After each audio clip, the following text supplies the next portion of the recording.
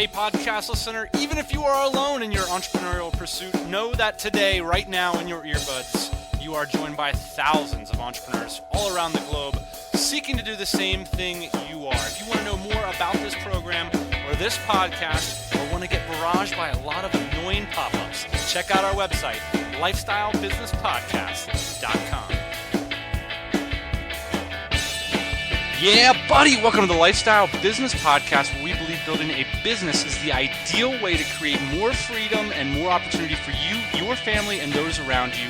Today I'm joined, as is per the usual, by my co-host, my captain, a man whose tweets are auto-tagged Bala. Welcome to the program, Ian. If you guys stick around to the end of the episode, we're going to talk about new ways we're using to manage our growing remote team and how we're getting transcripts of everything that goes down in our organization. Welcome to the program, Ian. Two sides of the globe again. How's the weather there in San Diego? Actually pretty crappy, man. It's been raining for the past couple days. So what's going on in San Diego? Just give us some brief news updates, because it's been a couple weeks since we've talked to the audience. We're doing a lot of moving around. We are moving offices probably later this week. I've been up in the warehouse kind of sorting out some product line issues and some personnel issues. That's been real fun. Yeah, we're just crushing it as usual. We got a couple new product lines that we're working on here in San Diego. We're just going for it, man. You've been calling yourself Mr. Revenue. What's the revenue report? How do you think we're tracking on that goal to get to $1.6 million this year? We're doing pretty well. I don't think we're quite there yet, but we will be in the next few months. Actually, we just finished working on a pretty baller project for Google, so that's pretty cool. It's going to be a good year. A lot of interesting things going on my end in Asia. We've got a lot of plans cooking up with the guys over in Bali. The mastermind group that we started over at the Tropical MBA blog has been pretty freaking sweet. You can attest to that, yeah? We've probably had about 5 or 6 calls now. Yeah, Sunday was awesome. In fact, every Sunday is awesome. I really look forward to that. And this week I got off the call thinking like, man, it was just super high quality. I got a lot of value out of it. Absolutely. If you have the opportunity to set up a mastermind call, we're going to be taking our mastermind to the next level and implementing a private forum where we can chat during the week and sort of get prepped up and share things that we've talked about on our hour-long calls during the weekends. That's been just fantastic. We're planning on shutting down the Bad Lads Resort in August and having a internet entrepreneurs invite-only meetup to share information about tax preparation, offshoring, internet marketing, living in Asia, all kinds of stuff. We're all going to fly in for that one. That should be a good time. And semester number 2, the one that David was the winner for, ended up going so well for Sean, the owner at Bad Lads. He's going to be sponsoring semester 5 of the Tropical MBA to continue marketing that resort, one of my favorite places on earth. So I couldn't be happier about that. And we now have 4 Tropical MBA alums. You know, that's one of these things, Ian, you just sort of like start on a lark. You don't even know what it's going to be, and all of a sudden it's just turned into this thing. I don't even know how to describe it, but I'm starting to see it as more of our mission there, as if we could turn our business into this vehicle for all these people to achieve these interesting lifestyles and to start these lifestyle businesses. I don't see any reason, Ian, why we shouldn't figure out within the next 2 years we want to help 25 people build lifestyle businesses. Yeah, totally. And it's one of the most interesting things to talk about when we talk about our business. And I always bring it up. I know you do too. And people are just blown away in terms of the opportunity for us and the opportunity for everybody involved. We got 3 new iTunes reviews this week, and I just want to thank everybody so much for taking the time. I know iTunes makes it so hard for people to review our podcast, so we got some just incredible kind words from JT1120. It's a relevant, entertaining 5 stars. From Angel Ortiz, says our podcast is heaven sent. Thank you, Angel. You're heaven sent too. And Plumber 4200, and I believe that's Patrick from Raleigh. Patrick from Raleigh took time out of his day to write an incredible review, the best lifestyle design, business, and internet podcast, period. Thank you, Patrick. We're going to try to bring it today. One quick final thing. Joel Runyon took our quick tip from last week, that Pro HDR app, and totally pimped out a blog post with photos that he took, and he said he's having a great time taking photos. We're going to have some more HDR photos because I'm back in the Philippines now. I'm in Subic Bay right now. Absolutely witnessed an incredible sunset last night. I'll put some of those things up on the blog. The last couple weeks, Ian, I've had the opportunity to hang around with a bunch of millionaire minds, a bunch of millionaires, people who've built that wealth. In our journey, and a lot of our listeners' journey, is about transitioning from that worker mindset to the entrepreneurial class mindset. And those things start, all these changes, they start when you're an employee. And you start to make these mindset transitions. And you can join the entrepreneur class, Ian, well before you have your own business. A great example of that is a lot of our employees are in the entrepreneurial class, and they will eventually have their own businesses some days. Being an entrepreneur is a lot about mindset, not necessarily needing to have a business. There are things that you can do with your mindset that will get you moving in that direction. This first one, Ian, is something I always think about when I think of you. And this is a lessons that you've helped me learn, because I definitely have a working class mindset when it comes to spending money. And so here's the first millionaire success principle. Do not spend your money, and take 100% responsibility for your finances. Whereas the working class person will think about that $20,000 car in terms of, well, I make $2,000 a month and I can afford $300 for a car payment. The entrepreneurial class person will look at their total net worth and think about what percentage a car would take out of their net worth. Give us some thoughts on this, Ian. You're a total financial guru. Let us know how you deal with finances and what makes you successful. We've done a lot of evolution, and I'm much better financially now than I was 5 years ago, and a lot of that's due to you. What did you see the differences in the things that you saw in me in my transition to get a little bit better with finances? When you say guru, first of all, what you really mean to say is cheap, and yes, thank you.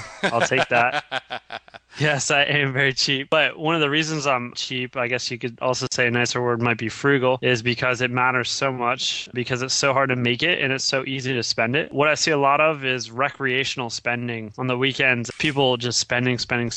It's so hard to earn it. Talking in terms of cars, I think that's a real concrete thing, because everybody needs cars. Everybody wants cars. You look at somebody, say they have $50,000 in the bank, which is a lot of money. It's a lot of money. The average new car, even like a subcompact or something like that, $14,000 to $18,000. You think about that. That's like almost half of your net worth. $50,000, almost half of your net worth wrapped up in an automobile. And it's not even a cool automobile, right? Right. No, it could be a cool automobile. But my point here is that's $20,000 and you only have $50,000. But the problem is that most of the working class looks at it in terms of payments. Well, it's only $200 a month. Something else that the working class person does is they say, well, I need something that's safe. I deserve something that's reliable. I can't afford for this car to break down. When you hear yourself making these kinds of rationalizations, I hear people do it all the times with home purchases as well. Well, my kids need a space to play. People think they deserve all these things, and they're not actually looking at the bottom line. When you hear yourself making these levels of rationalizations, know that it's not entrepreneurial class thinking. It's working class thinking. That's sort of an evolution that you need to make. One of the first things I started doing when I started getting into entrepreneurial stuff, Ian, is I started reducing my debt load, and I started listening to Dave Ramsey. I feel like that's a great first step. If you want to become an entrepreneur, you can't have a bunch of debt. Yeah, you can't have hardly any debt. It totally changes your ideas about the way that you live too when you don't have debt and when you've got some cash on hand. The quality of my life with certain purchases. My iPhone 4, I couldn't live without it. I absolutely love the thing. But I couldn't live without my iPhone 3G either. I bought my iPhone 4 for only $100, turns out. I can only think of a few purchases in my life right now that have really changed my life. My computer, my phone, maybe a pair of headphones, some health insurance. Not much. Think about that next time you go out and purchase some shoes and some clothes and some drapes and all that stuff that you probably don't really need. Number 2, millionaires are looking at their financial goals from 40,000 feet and in the long term. Let me give you a little math problem, Ian, that I did. One of the things that really inspired me to quit my job was, in fact, a 10-year hypothetical plan. And I encourage all the listeners to sit down and do this. Let's assume, best case scenario, I've got a $100,000 job. And after taxes and some other stuff, I'll take home 60 grand of that. Let's say I'm an exemplary citizen and I managed to save 15% of my salary. No catastrophe, no black swan, nothing crazy happening. Just managed to save all that money. Nothing comes along that makes me have to spend that money. At the end of 10 years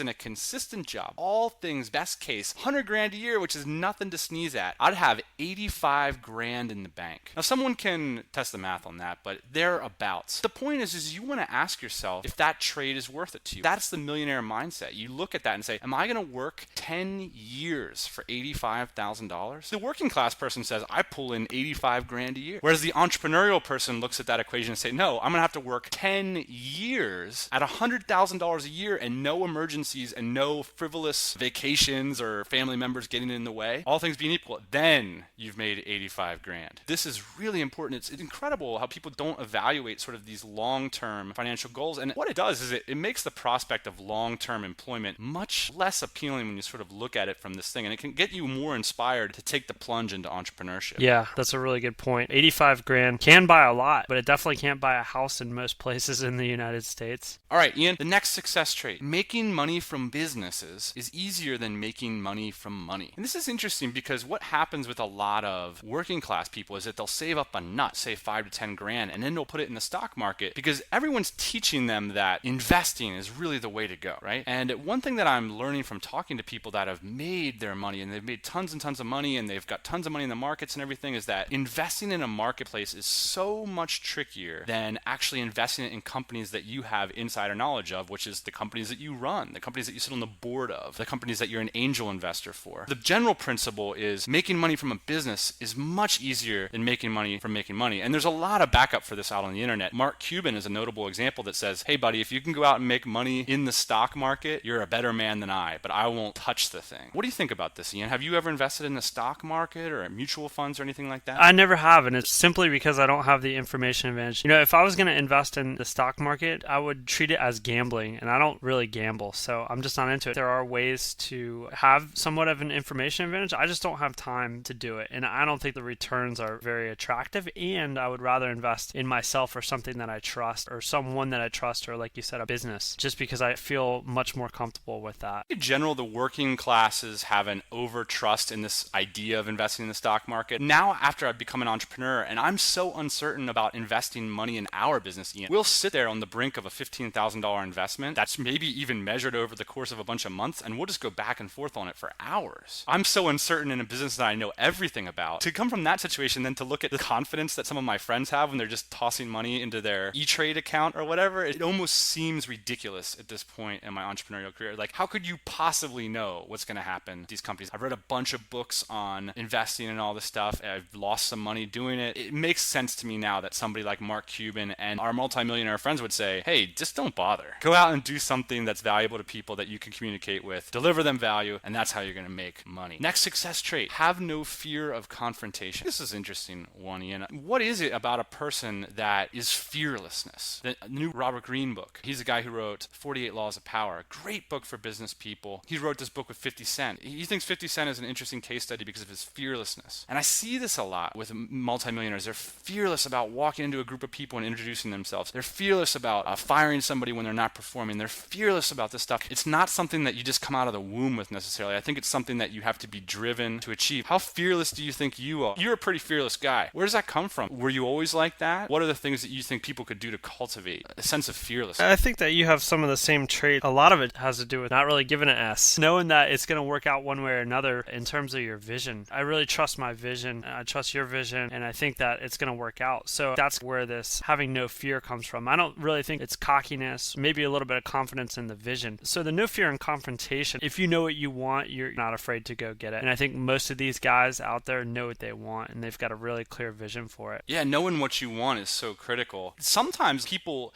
they just don't see confrontations. They don't see conflicts because they're not going anywhere. If you don't have a bunch of conflicts in your life, it's possible that you're not being ambitious enough in your goal setting, because generally when you set a goal, people are going to stand in your way or slow your progress, and there's going to be a lot of frustration from that. We deal with this kind of frustration on a daily basis. That's because we've got strong goals. So that's part of it. The other part of it is that magical question, Ian, what's the worst that could happen? Ask yourself that. A lot of fears, Ian, are around financial issues. We're talking about this dichotomy between workers' mindset and entrepreneurs' mindset. Obviously, workers, because they're not looking at this 40,000 foot financial view, they don't have control over their financial life. So they're highly leveraged. They're living a more luxurious lifestyle than an entrepreneur would allow themselves to afford. And that creates a lot of fear as well, because, well, I'm in this thing for the next 6 years because I got a sweet quad cab truck, 4x4, because it snows 5 times a year. You're totally right to draw those parallels. The worst thing that could happen would be to start from square one. And most of my assets are tied up in the business at this point. And the worst thing that would happen is start at square one. And you know what? We could rebuild it in half the time, if not less. Worst case scenario is pretty cool. Yeah, I'm not really worried about losing it all because I don't have any debt. I'm not in over my head in terms of what I've purchased and everything around me. So there is no real worst case scenario for me. Next millionaire success principle. And this one's really important, Ian. And this is one that we really embody, and a lot of our listeners obviously embody, is proactively seek critical feedback, enjoy self-criticism, perfectionism. And a lot of this is tied up a little bit with sort of being egoless. When you have strong goals, you become less easily to offend, because if people give me feedback, I see that as fuel to get to my goal. I'm not dealing with that at a very local level, like how does this impact how I feel about myself. A person that has a insecure ego would be somebody that you say something to and they like argue about it. They're clearly not trying to understand it, or they're trying to justify their own existence, and you're just kind of like, I don't care. I was listening to Corolla today, and he had a really good rant about pointless arguments. Yeah, this is a pretty simple point for people conceptually to understand. It's a very difficult point to internalize if you do get offended easily. I knew an aspiring blogger who looked up to me and met me in person and everything. He had all these plans to basically do the things that I was doing, and so he asked for feedback. He did the right first step, and when I gave him some feedback, he basically just argued against every point I made. This is an attitude that is not going to get you anywhere. I could be wrong. There's no question I could be wrong, but understanding got to be your key element. And it's interesting when I sit with these multi-millionaire guys that know way more than I do. It's incredible how intently they listen to me. You know, they're tuned in. It's almost like their sensibility for individuals is the same as their sensibility for markets. Like they've got their ear to the ground. They're trying to get information. This is part of that interpersonal information gathering process. Absolutely proactively seek critical feedback. Proactively seek critical feedback with your mentors is really important too. Proactively seek it with people that you're aspiring to be like. Yeah, absolutely. Hey, Ian, you got energy for one more millionaire success trait? All day long, I got it. Exactly. The last point here, I watched this documentary on Netflix back when I was in the West and had some kickin' internet. It was this documentary of Philip Glass. I always admired his music. It's interesting. Sometimes, Ian, when you see these like guys that you sort of idolize as geniuses and then you watch them talk, it's like, well, that guy seems kind of normal. Isn't it weird how it always strikes you how human people are? Yeah. And we sort of mythologize success. And Philip Glass put it in this very humble way. How was I so successful? He said, I woke up early every morning and worked hard all day long. Basically just said you got to put your time in at the piano. And you were hearing a lot more of this from data-driven studies like Malcolm Gladwell's Outliers book. There's a lot of theories coming out about just putting in your time over talent every time. Just get your reps in. And a lot of these millionaires that I'm seeing, they're finding ways to be passionate about their work and put in the hours. There are exceptions to this. There's no question you can be clever, but the vast majority of successful people that I'm seeing, they are just working all the time. They're constantly thinking about their business. They're constantly working. They're simplifying their life. They're simplifying their debt load so that they can put all of their energy into their own projects. And I know, Ian, you love to work and you work an awful lot. What's the value of hours to you in this business? I never regret working. I always regret not working. I always look at myself from a block of time, maybe it's a week or a month, I look back and say, man, I didn't do anything. I didn't accomplish anything good for myself. I'm one of those people, I guess, that is always regretful when I'm not working towards something. It's relatively easy for me to work all day because I just think I'm a schmuck when I haven't done anything. Does that make sense? Yeah. I always come back to this John Mayer quote that I saw on YouTube one time, and he said, stay in on Friday night. Trust me, the parties get better. And Ian, we're living proof of that. Faux show. So let's move on to the quick tips, tricks, and or funny joke section. Well, Ian, one of the biggest problems that everybody has in our niche is managing virtual teams, and we've been through so many different project management things. We've used Google Docs, we still use that a little bit, we've used Basecamp, we've used all this stuff. Well, we've got a new tool that we've implemented about a week and a half ago and really enjoying the way it's working for the team. I don't know if it's going to be a long-term solution yet, but it's something that the listeners should definitely check out if they're managing remote teams. It's from 37 Signals as well. It's called Campfire. And the reason I never checked out Campfire in the past is because I thought, well, what does Campfire do that Skype can't do? And some of the developers in our mastermind group, some really sharp guys, pointed out some advantages to using Campfire. Number one, there's no distraction. When I go into Skype, it's a little bit of a cluster nowadays. I mean, I've got a lot of contacts and a lot of people trying to get my attention on Skype, whereas on Campfire, it's just the team. Second thing is it's really easy to share code snippets, YouTube videos. You can upload files in there very easily, and they stay in topic-specific chat rooms. That's interesting because say for a couple days you don't have time to work with the team. You can come back a couple days later and see the transcripts complete with files, and it's totally searchable and scannable about what everything was talked about. So you could just pull out part of the transcript and maybe write an email saying, oh, I noticed you guys were talking about this. This is the direction we should take it, or whatever you want to do. There's another interesting advantage of Campfire, which is there's a little bit of social induced accountability, which is it monitors who's in the rooms and when they came in and when they left. If you've got a a couple developers that just aren't showing up and contributing to the conversation, people are going to put some pressure on them to sort of show up and conversate and add to the vision. So I like that idea, whereas on Skype you can just kind of hide and nobody knows where anybody is. It's pretty cheap. I think we're paying $12 a month for our program. We've got about 9 or 10 people in there, and it's really been working out great for us. There's also one other thing that we'll link to. It's called Propane. That's for Mac OS, and there's a version for Windows 2 we'll link to, and that's if you want to run your Campfire chat rooms as a desktop client. There's also this interesting little dev trick that you can do. We're still trying to figure this out, but there's a way that you can have little notifications go into your Campfire chat room when some of your websites make sales. So that's kind of a cool camaraderie thing. One of the guys on our mastermind call was saying his Campfire chat room was so much fun for his employees that after he fired one of them, they asked if they could still hang around in the chat room. So just give you an idea of how you can create this sort of cohesive clubhouse type of environment with a virtual team, and we know it's extremely challenging to do. Anyway, take some of that propane and light your fire for a cold call. That's not funny, is it? Yeah, buddy, we're working on getting the whole suite now. I think we use High-Rise, now we use Campfire. What's left? We've been through all 37 signals and stuff. Those guys are just ubiquitous. Anyway, Ian, thanks for joining me on the program. I'll catch you next week. Booyah! Hey everybody, thanks for listening. Don't be shy. We've got a mailing list, lifestylebusinesspodcast.com. Go there, get yourself signed up, and we'll keep you up to date on everything